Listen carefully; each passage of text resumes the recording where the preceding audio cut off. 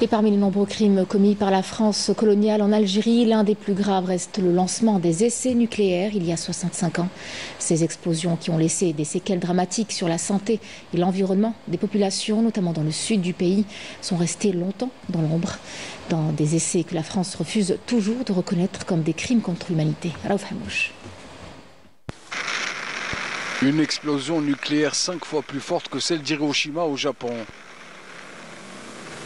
Gerboise bleue, une opération tristement célèbre pour laquelle plus d'une centaine d'Algériens ont été sacrifiés. 65 ans après, ce crime demeure toujours impuni. Alors que les populations souffrent encore des effets de la radioactivité, sachant qu'un grain de sable retient les radiations pendant 24 000 ans. Le 13 février 1960, l'armée coloniale française fait exploser sa première bombe nucléaire à Arguen, dans le Sahara algérien. 70 kilotonnes de plutonium détruisent tout à 300 mètres à la ronde.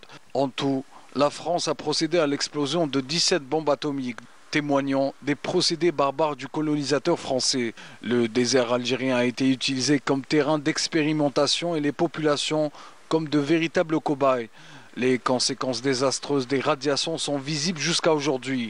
Différents types de cancers, stérilité, malformations congénitales, avec un risque accru d'une transmission aux générations futures, résultant d'une exposition au rayonnement radioactif.